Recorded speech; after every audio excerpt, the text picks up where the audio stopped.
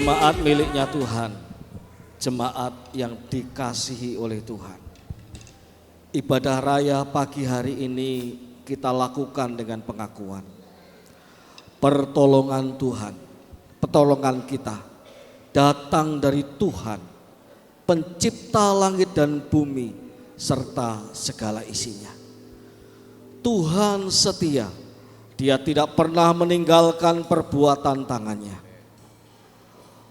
Turunlah atas kita sekalian kasih karunia dan damai sejahtera dari Allah Bapa, Anak dan Roh Kudus dalam ibadah raya pagi hari ini. Kami mengucap syukur kepada Tuhan, mengucap syukur untuk kebaikan Tuhan, mengucap syukur untuk apa yang Engkau kerjakan bagi kami. Kami tak mampu menjangkau dan memikirkannya ya Tuhan, tetapi Engkau memikirkan kami.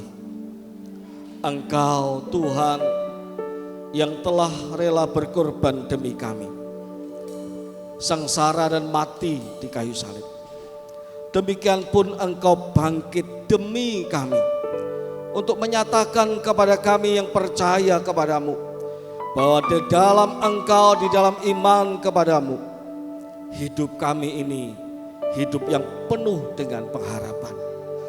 Ada sukacita surgawi yang selalu menetap dalam pikiran dan hati kami, memelihara hidup kami dalam damai sejahtera yang Engkau berikan kepada kami.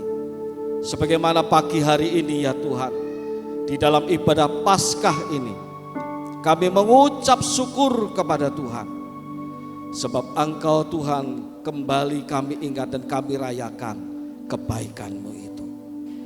Berkatilah kami, berkati seluruh jemaat-Mu, bahwa kami masuk dalam hadirat-Mu. Kami mau bersuka cita bersama-sama dengan Engkau Allah penyelamat kami. Berkatilah kami semua, berkati ibadah ini dari awal sampai akhirnya. Kami percaya di dalam nama Tuhan Yesus kami berdoa. Amin. Selamat beribadah Paskah, Tuhan Yesus memberkati kita semua. Shalom jemaat Tuhan, apa kabar pagi hari ini? Hari ini kita semua merayakan Paskah. Paskah mengingatkan kita tentang karya kebangkitan Tuhan. Ada harapan yang baru, amin. Dan kita percaya, ketika kita percaya kepada Tuhan, setiap kita diselamatkan dan selalu ada harapan baru dalam kehidupan kita. Mari kita mau bersama-sama meninggikan namanya, kita mau bersorak-sorak, kita mau bersyukur. Karena setiap kita adalah umat pemenang, umat pilihan Allah.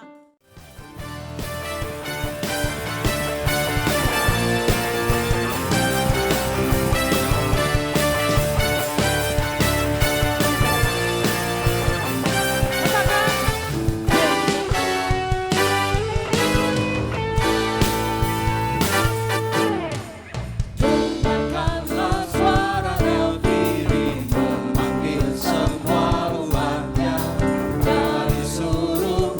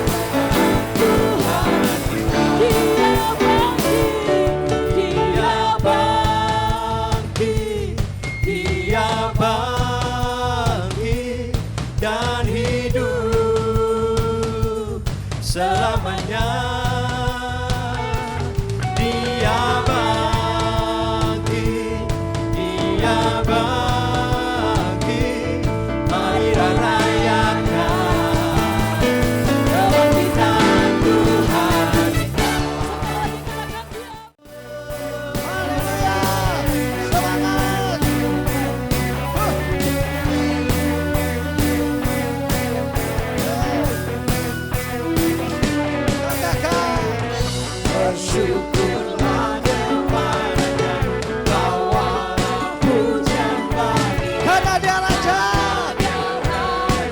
Oh, Dia yang perkasa, Tuhanlah kekuatanku, Mazmur dan keselamatanku.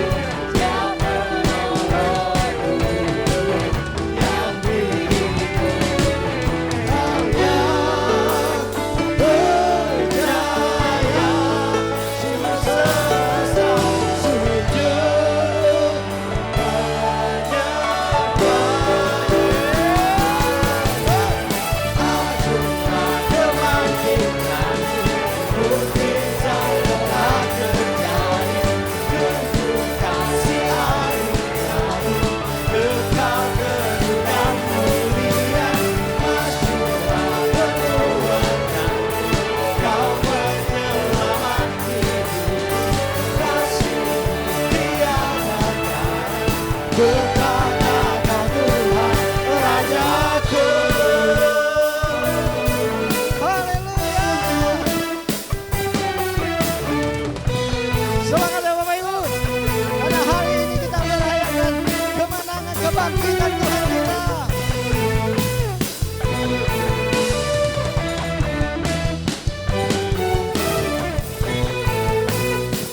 Mari sama-sama katakannya. Yang percaya seluruh semesta sujud menyembah. Sekali lagi Bapak Ibu katakan, kau yang percaya seluruh semesta sujud menyembah.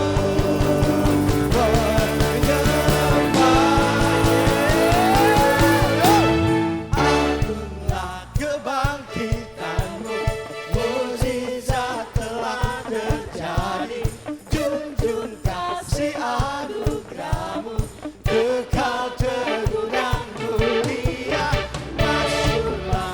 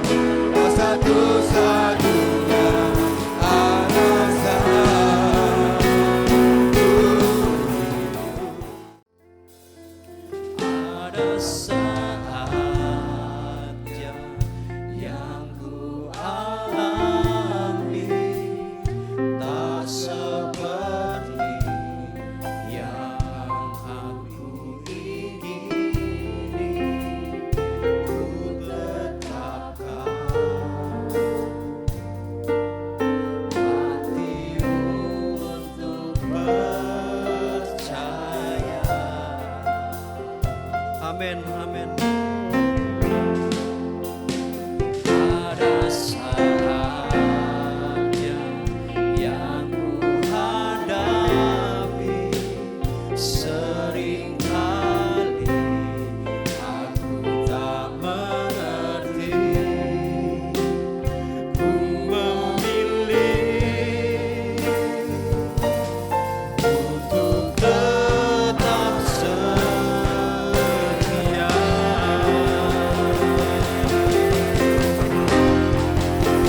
Sampai akhir hidup, kan tetap menyembahmu, melayanimu seumur hidup.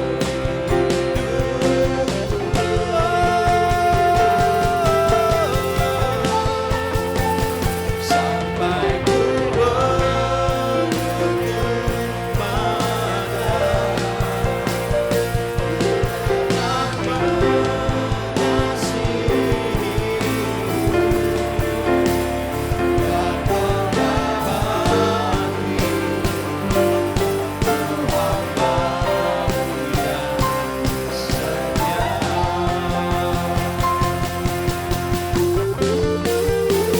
Sampai akhir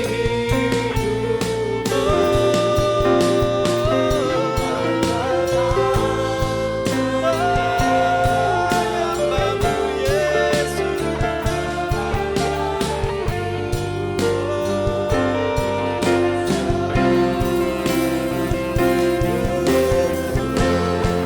Sampai ku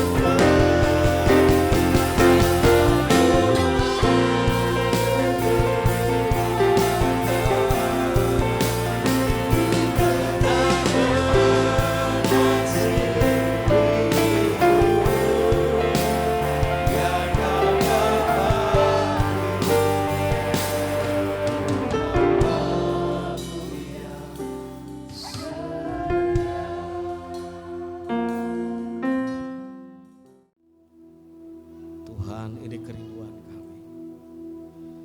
Sebagaimana Engkau setia melakukan kehendak Bapa di surga sampai selesai dan tuntas. Demikianlah kami, umat yang Engkau tebus, yang Engkau panggil menjadi imam-imam dalam pelayanan ini. Kami mau setia melayani Engkau sampai akhirnya ya Tuhan. Terima kasih. Keinginan kami, kerinduan kami tak bertepuk sebelah tangan. Sebab demikianlah juga kerinduan-Mu ya Tuhan. Engkau tak hanya memanggil kami untuk melayani, Engkau tak hanya memanggil kami untuk diampuni dan diselamatkan, tetapi Engkau membekali kami dengan segala yang perlu untuk pertumbuhan iman kami. Allah Roh Kudus ada bersama-sama dengan kami, memberikan kami kemampuan dan kekuatan, memberikan kami sebuah pengalaman berjalan bersama-sama dengan Allah. Dan pengalaman itu ya Tuhan, yang kami rindu, kami alami terus setiap hari bersama dengan Engkau. Bukan hanya sebagian jemaat-Mu, tetapi seluruh jemaat di Gereja Isa Masih Pontianak ini. Bahkan kami berdoa dialami oleh seluruh orang percaya di muka bumi ini. Biarlah kami boleh mengenal Engkau semakin dekat dan semakin serupa dengan Yesus Kristus, Tuhan Juru Selamat kami. Mari Tuhan, berkaryalah kembali. Kami mau mendengarkan firman-Mu, berfirmanlah.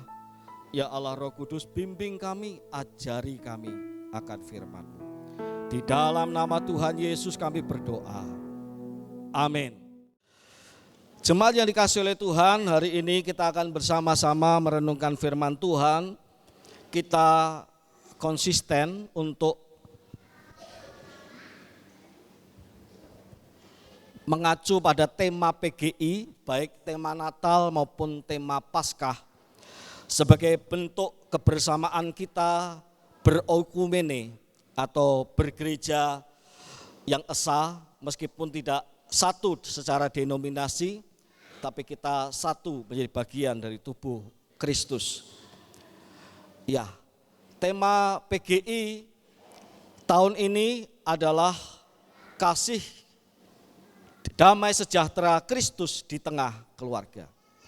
Damai sejahtera Kristus di tengah keluarga.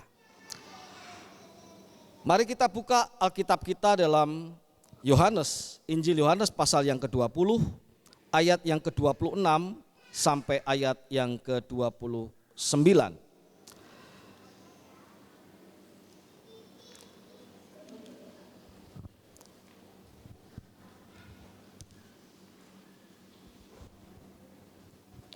Injil Yohanes pasal 20, ayat 26 sampai ayat yang ke-29.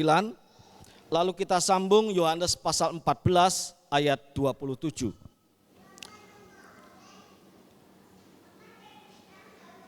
Demikian firman Tuhan. 8 hari kemudian murid-murid Yesus berada kembali dalam rumah itu dan Thomas bersama mereka.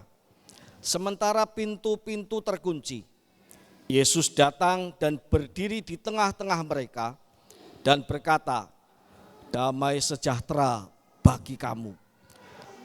Kemudian ia berkata kepada Thomas, "Taruhlah jarimu di sini dan lihatlah tanganku. Ulurkanlah tanganmu dan taruhlah ke lambungku. Jangan engkau tidak percaya lagi, melainkan percayalah." Thomas menjawab dia, "Ya Tuhanku dan Allahku." Kata Yesus kepadanya, "Karena engkau telah melihat aku, engkau percaya. Berbahagialah mereka yang tidak melihat namun percaya." Kita sambung firman Tuhan di dalam Injil Yohanes pasal 14 ayat yang ke-27. Injil Yohanes pasal 14 ayat yang ke-27. "Damai sejahtera kutinggalkan bagimu, damai sejahteraku kuberikan kepadamu. Dan aku memberi kepadamu tidak seperti dunia memberi. Janganlah gelisah dan gentar hatimu." Jemaat yang dikasihi oleh Tuhan, dalam sidang raya PGI di Toraja pada tahun lalu muncul sebuah keprihatinan. Saya tidak ikut tentu sidang itu, tetapi saya baca dari alasan kenapa tema ini dipilih. Timbul sebuah keprihatinan pada sidang raya itu, bahwa di Indonesia, juga di dunia tentunya, sedang menghadapi krisis keluarga, yaitu dalam bentuk tidak stabilnya keluarga. Keluarga-keluarga Kristen diguncang dengan praktek kekerasan. Keluarga-keluarga Kristen diguncang dengan konflik yang tidak mereda tetapi semakin membesar. Keluarga-keluarga Kristen dirongrong oleh adanya medsos yang digunakan secara berlebihan dalam keluarga. Intinya bahwa keluarga-keluarga Kristen sedang menghadapi masalah. Oleh sebab itu PGI mencanangkan bahwa Paskah memperingati kebangkitan Kristus dari antara orang mati dengan mengambil tema damai sejahtera Kristus di tengah keluarga. Ayat-ayat yang kita baca memang tidak menunjukkan kepada sebuah keluarga secara spesifik. Tetapi sebutan rumah, sebutan di mana murid-murid berkumpul dapat disebut sebagai keluarga Kristen. Keluarga besar murid-murid Yesus Kristus. Dan kalau dirunut, dibongkar lagi, di breakdown lagi, maka bisa menunjuk kepada juga keluarga-keluarga inti yang terdiri dari suami, istri, dan anak-anak. Karena masalah yang dialami oleh keluarga besar murid-murid Yesus yang awal ini adalah masalah yang sama yang dapat terjadi dialami oleh keluarga-keluarga Kristen sekarang ini, baik dalam bentuk keluarga besar gereja, sebagaimana gereja Isa Masih Pontianak misalnya, ataupun keluarga kita masing-masing di rumah kita masing-masing. Jemaat yang dikasihi oleh Tuhan, dinyatakan dalam ayat yang kita baca pada ayat yang ke-26 dari pasal 20 Injil Yohanes tadi, bahwa murid-murid sedang berkumpul di rumah di mana Thomas ada di sana. Dan dikatakan bahwa pintu-pintu terkunci. Sama seperti pada bagian sebelumnya, ketika mereka berkumpul tanpa ada Thomas di sana, mereka mengunci pintu-pintu. Dan disebutkan alasannya, kenapa pintu-pintu dikunci. Kenapa mereka seperti bersembunyi. Kenapa mereka seperti berlindung. Disebutkan karena mereka takut kepada orang-orang Yahudi. Sebab kelompok ini kelompok minoritas, kelompok yang sangat kecil. Kelompok murid-murid Yesus bukan hanya kecil, tetapi kelompok kecil yang sedang dimusuhi, yang baru saja guru mereka, Tuhan mereka disalibkan dan mati dan dikuburkan. Mereka ketakutan, mereka seperti orang-orang yang tidak tahu mesti harus bagaimana di tengah-tengah ancaman yang sedang mereka hadapi. Pintu-pintu yang terkunci menunjukkan adanya ancaman atau masalah dari luar, eksternal, yang menyerang keluarga besar murid-murid. Tetapi bukan hanya masalah dari luar, ada masalah dari dalam. Ketika nama Thomas disebutkan di sana, ada Thomas di sana bersama-sama dengan mereka. Thomas adalah seorang murid yang berkata kepada murid-murid yang lain ketika Petrus, Maria Magdalena berkata kepada Thomas tentang Yesus yang bangkit. Aku sudah berjumpa dengan dia. Aku sudah berjumpa dengan Tuhan. Aku sudah berjumpa dengan guru. Thomas berkata, sebelum aku taruh jariku di lubang tangannya dan tanganku di lubang bekas tombak di lambungnya, aku tidak akan percaya. Artinya di dalam keluarga murid-murid sendiri sedang terjadi sebuah masalah. Ada seorang murid yang tidak percaya Kristus sudah bangkit.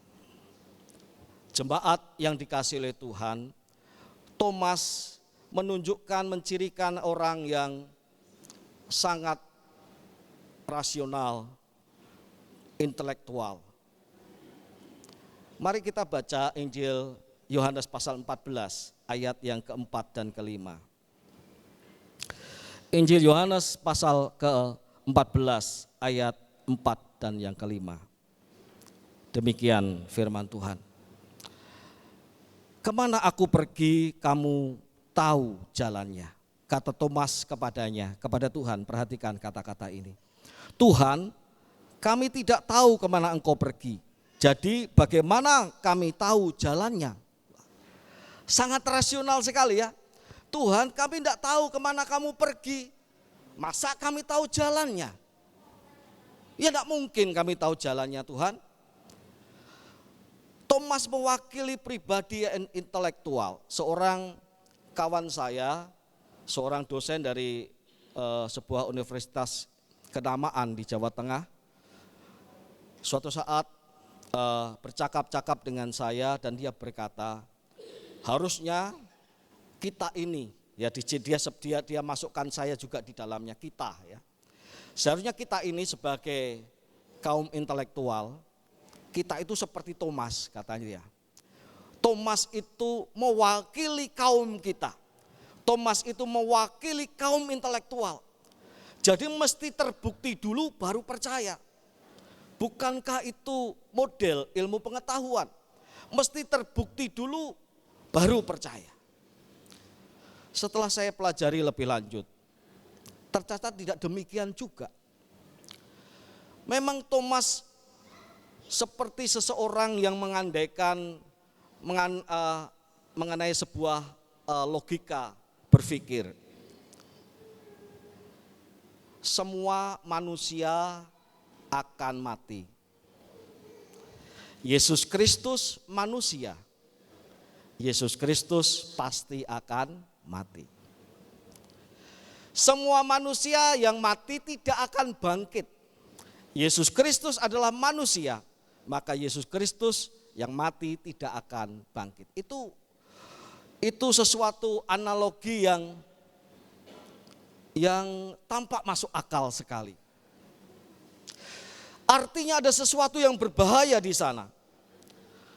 Artinya Thomas tidak melihat ketuhanan Kristus. Ia hanya melihat kemanusiaannya. Maka ia tidak bisa berpikir bagaimana Kristus yang adalah manusia sekaligus Kristus adalah Tuhan. Yang tidak mungkin sama seperti manusia yang lain. Kalau manusia yang lain itu mati dan tidak akan bangkit.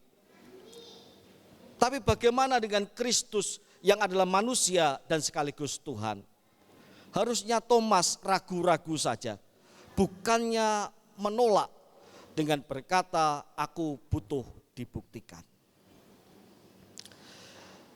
Ketidakpercayaannya sangat kuat. Sebab ia salah melihat Yesus.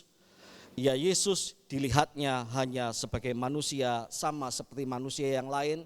Yang kalau mati, ya pasti tidak akan bangkit di muka bumi ini.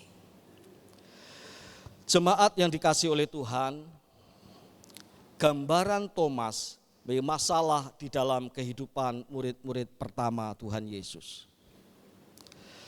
8 hari dikatakan, ketika Petrus dan murid-murid yang lain menyaksikan itu kepada Thomas, baru 8 hari kemudian ada perkumpulan kembali di sebuah rumah di mana Thomas ada di sana. Saya tidak tahu apa yang sedang dipikirkan oleh murid-murid lain. Apakah murid-murid lain yang berkata, oh dasar satu orang teman kita ini keras kepala. Dia tidak mau percaya pada kita, sudah lihat, kita saksikan. Masa dia tidak percaya sama kita? Wah, oh ini orang keras hati. Jauhi aja, tidak usah diajak. Tidak usah diajak kumpul lagi, jauhi aja. Kalau perlu buang saja, buang. Orang seperti ini bukan bagian murid-murid Yesus lagi. Masa kita yang bersaksi bukan hanya satu orang. Kamu lihat toh Maria Magdalena, kata Petrus. Iya, tapi aku ngomong sama Thomas juga tidak dipercaya. Kamu lihat kan Petrus? Iya. Kita semua lihat kan Yesus yang menampakkan diri kepada kita? Iya, kita lihat semua. Tapi kita semua sudah ngomong sama Thomas. Tapi Thomas tidak percaya. Lalu Petrus bilang, ini saya mendramatisir ya. Kalian tidak dipercaya. Karena aku pun tak dipercaya. Aku ini kan senior di antara kalian. Aku ini yang selama ini dekat dengan Tuhan. Tapi aku ngomong juga sama Thomas. Tuhan sudah bangkit, kami melihatnya, aku melihatnya dengan mata kepalaku sendiri. Aku juga gak dipercaya, apalagi kalian. Kira-kira begitu kata Petrus. Jemaat yang dikasihi oleh Tuhan, apakah murid-murid menggunjingkan Thomas lalu kemudian tidak usah kita pedulikan orang ini, kita keluarkan aja dari kelompok kita. Kita tidak usah anggap lagi dia sebagai bagian dari murid-murid Yesus. Ternyata tidak. Hari ke-8, murid-murid ini berkumpul bersama dengan Thomas yang menjadi duri dalam daging di dalam keluarga murid-murid Yesus ini. Thomas itu tidak percaya di tengah-tengah komunitas orang percaya, murid-murid Yesus. Thomas ini ngotot, mengeraskan hati di tengah kesaksian yang valid dari murid-murid Yesus. Bukan hanya satu orang, tapi semua murid melihat Yesus yang bangkit. Tapi Thomas kekeh tidak mau tergoyahkan. Namun demikian saya percaya murid-murid Rasul Petrus dan rasul-rasul yang lain tidak membuang Thomas. Sama seperti Yesus tidak membuang Yudas yang tahu pasti dia akan mengkhianati. Ya. Seperti Yesus menerima Yudas sampai akhirnya Yudas menyerahkan Yesus di kayu salib. Sama seperti Yesus yang dengan telaten terus mengajari dan berjalan bersama dengan Yudas, sama seperti berjalan dengan murid-murid yang lain. Para rasul berlaku sama seperti itu. Meskipun tidak dalam jangka waktu yang lama, mereka tetap bersama dengan Thomas yang menjadi bagian masalah dari keluarga para murid ini. Jemaat yang dikasihi oleh Tuhan, bagaimana cara Tuhan memulihkan keluarga besar murid-murid ini. Tuhan tidak bicara lebih awal bagaimana menyelesaikan masalah di luar. Tantangan di luar, di mana mereka dibenci oleh orang-orang Yahudi. Bagaimana mereka itu ketakutan terhadap orang-orang Yahudi. Bagaimana mereka itu sampai menutup dan mengunci pintu-pintu rumah mereka, di mana mereka berkumpul.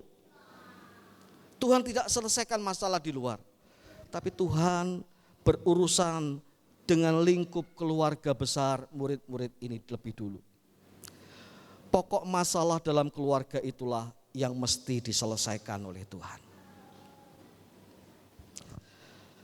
Ketika itu 8 hari kemudian Yesus menampakkan diri kembali. Meski pintu terkunci, Yesus hadir di tengah murid-murid dan berkata, damai sejahtera untuk kamu. Apa? Apa kata Yesus? Damai sejahtera untuk kamu. Apakah ini sebuah ungkapan basa-basi dari Tuhan? Apakah ini hanya sekedar lip service, sama seperti kalau saya ketemu sama Bu Wati Li. Selamat pagi Bu Wati. Maksudnya apa Pak? Ucapin selamat pagi. Ya senang aja ketemu Bu Wati. Sama-sama seperti saya kalau bertemu dengan Jonathan. Jo, apa kabar Jo? Nanti ya, enggak perlu dijawab Jo.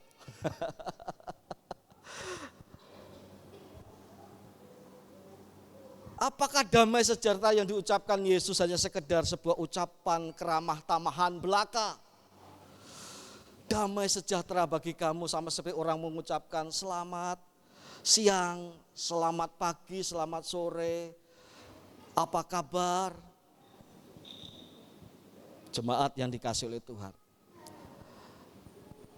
Kalau kita hanya melihat Yohanes pasal 20 ayat 26, mungkin kita akan menganggap ucapan Yesus itu hanya sekedar lip service. Tetapi sebelum itu Tuhan Yesus sudah berkata di dalam Injil Yohanes pasal yang dicatat dalam Injil Yohanes pasal 14 ayat 27. Damai sejahtera kuberikan kepadamu, damai sejahtera kutinggalkan kepadamu. Apa yang kuberikan yaitu damai sejahtera, tidak seperti damai sejahtera yang diberikan oleh dunia ini. Artinya ketika Tuhan berkata damai sejahtera untuk kamu, itu bukan lip service, bukan hanya ucapan bibir, tetapi sebuah pengalaman damai sejahtera yang Tuhan mau tanamkan di dalam diri murid-murid. Kenapa demikian? Sebelum kita jawab, mari kita lihat ketika Tuhan berkata damai sejahtera yang diberikan itu diperlawankan dengan damai sejahtera di dunia ini. Ketika kita merayakan Jumat Agung, kita belajar bersama-sama tentang godly sorrow, kesedihan ilahi, dan worldly sorrow, kesedihan duniawi. Hari ini kita belajar tentang Christ peace, damai sejahtera Kristus diperlawankan dengan worldly peace, damai sejahtera duniawi. Jemaat yang dikasihi oleh Tuhan, damai sejahtera duniawi didapat didasarkan pada kondisi eksternal. Ya, kita sering berkata, aku sedang tidak baik-baik saja. Kita mungkin pernah mendengar ada orang, aku sedang menghadapi pergumulan dan itu mengusik hatiku, mencuri kesenanganku. Kenapa? Karena ketenangan duniawi itu, atau damai sejahtera duniawi itu selalu dipengaruhi oleh faktor eksternal. Kalau keadaan itu sesuai dengan pikiran dan maksudku, maka baik juga hatiku. Kalau kondisi itu baik-baik saja, maka tentram hatiku. Kalau tidak ada yang, kalau istriku tidak mengusik aku, tidak mengkritik aku, tidak selalu memberikan dukungan yang mengiyakan semua kata-kataku, maka aku baik-baik saja. Tapi kalau istriku atau suamiku berbuat sesuatu yang tidak menyenangkan aku, maka hilang damai sejahteraku. Kalau tidak ada masalah di luar sana yang menghantui, sedang merongrong ekonomi kita, sedang menantang pendapatan kita, kita santai dan mengatakan semua baik. Tuhan pun baik. Tapi kalau kemudian ada masalah dan tantangan yang kemudian itu begitu merisaukan hatiku tentang masa depan bisnisku, tentang masa depan apa yang aku kerjakan, maka hilang damai sejahteraku. Kalau kawan-kawan di kantorku semuanya baik-baik, yang tidak ada yang tidak sentimen terhadap aku, senang rasanya kerja di situ. Mau sampai mati pun aku mau. Tapi kalau teman-temanku ada saja yang tidak suka kepada keberadaan diriku, meskipun aku berusaha baik dan jujur, tetapi tetap tidak disukai. Aku mesti mikir lagi. Karena aku tidak tenang di situ. Jemaat yang dikasihi oleh Tuhan, damai sejahtera duniawi selalu berkaitan dengan yang di luar. Ya. Damai sejahtera duniawi selalu tergantung pada kondisi orang lain, bukan diri kita. Maka kita berusaha untuk supaya orang lain itu mensupport kita, mendukung kita. Sebenarnya untuk apa? Supaya aku tenang-tenang saja. Kita berusaha menyenangkan orang lain untuk apa? Bahkan kalau perlu kita melakukan hal yang tidak kita sukai untuk menyukakan orang lain, supaya orang yang aku anggap kuat, orang yang aku anggap bisa mengusik keberadaanku, tidak mengusik aku sehingga aku aman-aman saja. Kita berusaha menyenangkan pasangan kita, kita berusaha menyenangkan orang tua kita berusaha menyenangkan anak kita. Sebenarnya ada sebuah maksud kalau kita tidak hati-hati, maksud yang salah. Dan ini salah satu maksud yang salah adalah supaya kita tetap dihormati. Kita menolak untuk tidak dihormati. Suatu saat ketika sudah berbuat sesuatu kepada istri kita, kepada suami kita, kepada orang tua kita, kepada anak kita, lalu ternyata balasannya tidak setimpal, maka hilanglah damai sejahtera kita. Itu damai sejahtera duniawi. Kenapa? Karena semua orang di dunia ini ngalami seperti itu. Tidak ada yang lain. Ngalami seperti itu. Lalu apa damai sejahtera Kristus? Jemaat yang dikasihi oleh Tuhan, damai sejahtera Kristus tidak didasarkan pada kondisi eksternal. Damai sejahtera Kristus didasarkan pada iman. Ia hadir dalam hatimu dan mengalir keluar. Kalau damai sejahtera duniawi dari luar mengalir ke dalam, damai sejahtera Kristus mengalir dari dalam keluar.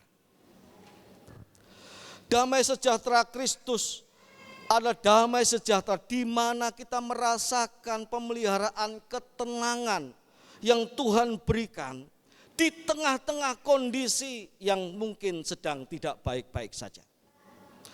Di tengah orang-orang yang mungkin tidak selalu suka dengan kita. Di tengah orang-orang yang mungkin di dalam keluarga kita yang tidak selalu menuruti apa yang kita mau. Tidak selalu keinginan kita itu terkabul. Tidak selalu keinginan kita itu dituruti oleh pasangan kita atau anak kita. Damai sejahtera itu tetap memelihara hati kita sehingga dalam keadaan seperti itu kita tidak kehilangan sukacita. Jemaat yang dikasihi oleh Tuhan, ini arti damai sejahtera Kristus. Dan ini tidak bisa diberikan oleh dunia, kata Tuhan. Damai sejahtera yang kuberikan tidak seperti yang dunia berikan. Damai sejahtera yang kuberikan menetap dalam hatimu. Di dalam hati orang-orang percaya. Dan itu memelihara sukacita, memelihara kedamaian di dalam kehidupan kita. Entah kondisi eksternal baik atau tidak baik. Entah kondisi yang sedang kita hadapi itu sedang tenang atau sedang bergemuruh. Jemaat yang dikasihi oleh Tuhan, kebangkitan Yesus memberitakan damai sejahtera ini. Kebangkitan Kristus memberitakan ini kepada diriku dan dirimu, jemaat yang dikasihi oleh Tuhan. Bukankah ada sebuah lagu pujian? Kalau ku cari damai, hanya ku dapat dalam Yesus. Kalau ku cari ketenangan, apa? Hanya ku temui di dalam Yesus. Tak satu pun, tak seorang pun dapat menolongku. Hanya Yesus jawaban hidup.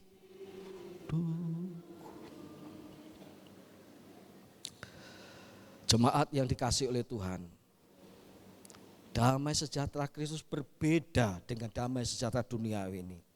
Sehingga pencipta lagu ini berkata, tak ada seorang pun yang bisa menolong karena tidak ada yang sama seperti damai sejahtera Kristus di dunia ini.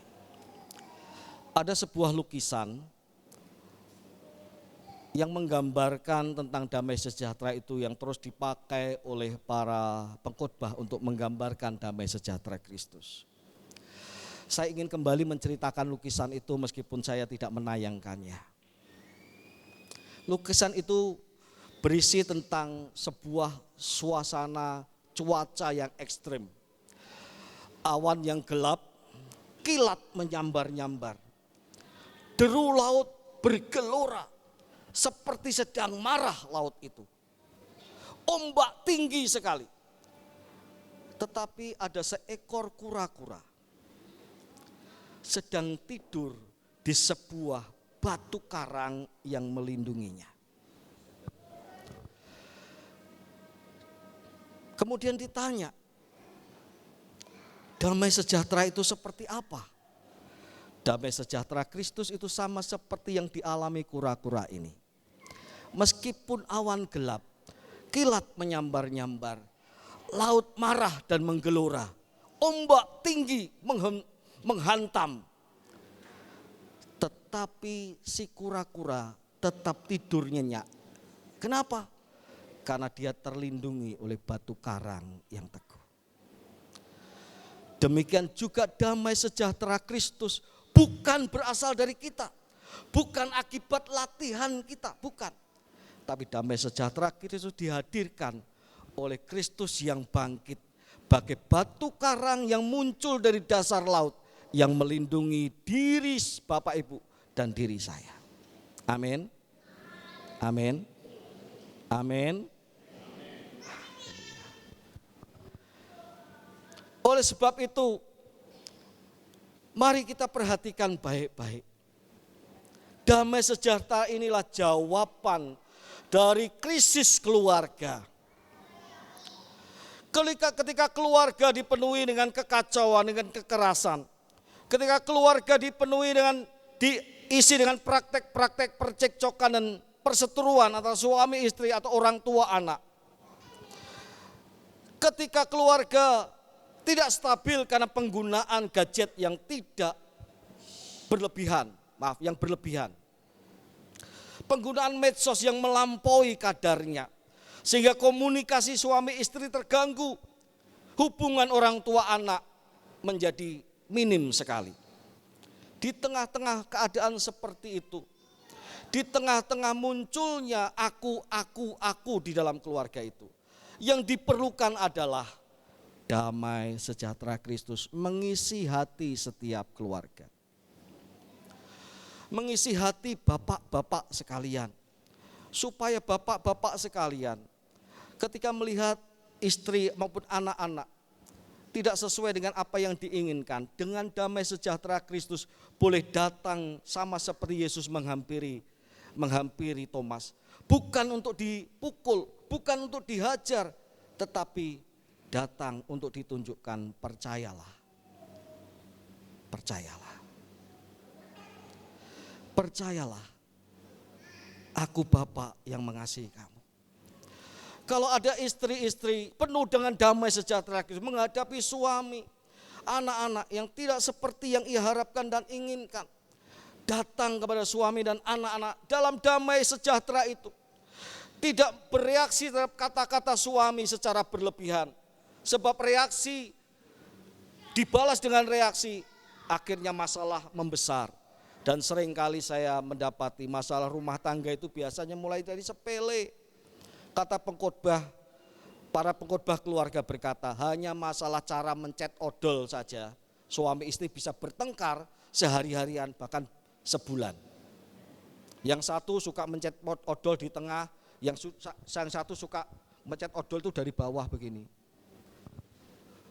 Itu dibahas, satu merespon, satu bereaksi, satu lagi merespon, hantam-hantaman, dan jadi besar masalahnya. Dalam keadaan seperti itu yang dibutuhkan adalah damai sejahtera Kristus. Yang membuat orang bisa memahami tidak baik kalau ini dilanjutkan. Damai sejahtera Kristus yang memelihara hati seorang istri akan menenteramkan suaminya untuk menunjukkan apa yang perlu untuk membangun rumah tangga mereka. Demikian juga orang tua dengan anak-anak. Damai sejahtera Kristus itu membimbing kita.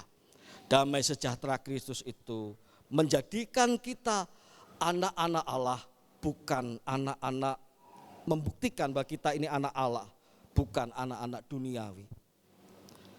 Bagaimanakah kita dapat disebut anak-anak Allah kalau damai sejahtera kita sama seperti orang-orang dunia ini? Bukan berarti kita bukan anak-anak Allah, tapi ini sebagai sebuah cara kita, oh Tuhan, Engkau yang memberikan damai kepadaku, mari biarkan damai sejahtera itu meraja dalam diriku, supaya aku dapat mensikapi setiap peristiwa dengan hati yang penuh damai. Kondisi tidak selalu baik-baik saja. Kalau kita mengharapkan damai sejahtera karena kondisi baik-baik saja, tidak pernah ada orang yang bahagia. Tidak pernah ada. Kondisi ada baik, ada tidak baik. Bahagia sedikit, tidak bahagia banyak. Sukacita sedikit, jadi sukacita tidak banyak lagi. Tetapi kalau damai sejahtera Kristus meraja dalam hati kita, kita akan menikmati kebahagiaan yang Tuhan berikan panjang dalam hidup kita. Itulah kebangkitan Kristus, memberikan damai sejahtera kepada kita. Dalam kehidupan bergereja juga sama. Kita ini keluarga besar murid-murid Yesus di Gereja Isa Al-Masih Pontianak. Mari kita bersama-sama membuka diri untuk dipenuhi damai sejahtera Kristus. Supaya wajah-wajah jemaat, wajah-wajah yang kita kasihi, bukan kita gerami. Wajah-wajah yang kita sungguh-sungguh cintai. Apapun keadaan mereka, kita ingin supaya mereka bertemu dengan Kristus. Yang kita lakukan adalah memberitakan. Lebih daripada itu, kalau ada jemaat yang mungkin tidak menyukai kita, biarkan Tuhan yang berjumpa dengan dia. Bukan untuk dihukum, tetapi untuk kembali merasakan damai sejahtera sebagaimana yang Tuhan berikan. Sebab damai sejahtera yang Tuhan berikan bukan hanya untuk mereka murid-murid yang percaya tentang kebangkitan. Damai sejahtera juga disediakan untuk Thomas juga yang tidak percaya kebangkitannya. Jemaat yang dikasihi oleh Tuhan. Baru-baru ini Pak Amiau memperkenalkan saya dengan seorang ibu yang bukan orang Kristen. Saya datang bersama dengan istri saya, lalu kami bercakap-cakap, kami memberitakan Injil kepada ibu ini. Hati kami berkobar dan bersuka cita. Ibu ini 20 tahun, hanya 2 ruangan yang ia hidupi. 20 tahun. Kamar tidur atau kamar rumah sakit. 20 tahun sampai sekarang ini. Kalau enggak kamar tidur di rumahnya, kamar rumah sakit.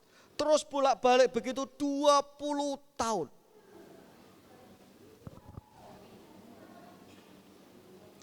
Dia berkata kepada saya menangis, Pak, hidup saya penuh dengan cobaan. Saya tak pernah merasakan kesenangan, Pak. 20 tahun sudah saya sakit. Hanya berbaring di kamar atau di kamar rumah sakit. Di keadaan seperti itu istri saya membimbing, Bu, meskipun dia bukan orang Kristen, kalau ibu mau, istri saya berkata, panggil Tuhan. Tuhan Yesus tolong saya. Tuhan Yesus kasihani saya. Dan dia menurut, Tuhan Yesus tolong saya, Tuhan Yesus kasihani saya. Saya sedang menunggu jawaban dia untuk percaya kepada Tuhan. Saya minta dia menggumulkan itu. Tapi saya mau bertanya kepada Bapak Ibu sekalian. Di mana damai sejahtera orang ini?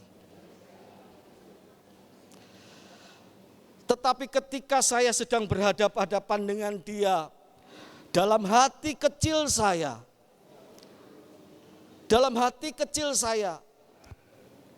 ada sesuatu yang berbisik. Kalau dia kenal dengan Tuhan, maka dia akan melupakan semua penderitaannya. Sebab damai sejahtera Kristus mampu menggantikan penderitaan 20 tahunnya itu menjadi sukacita.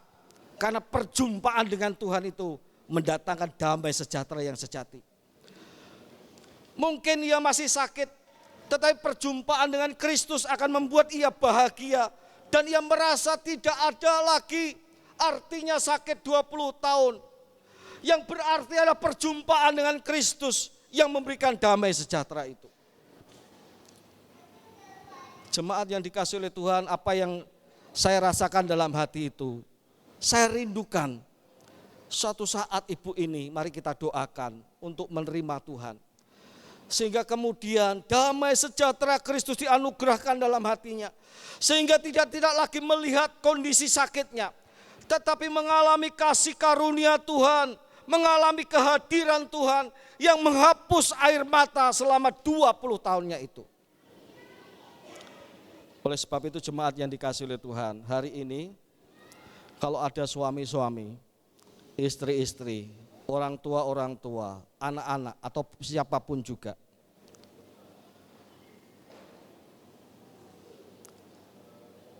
yang masih mengikuti kemauan ke aku tadi.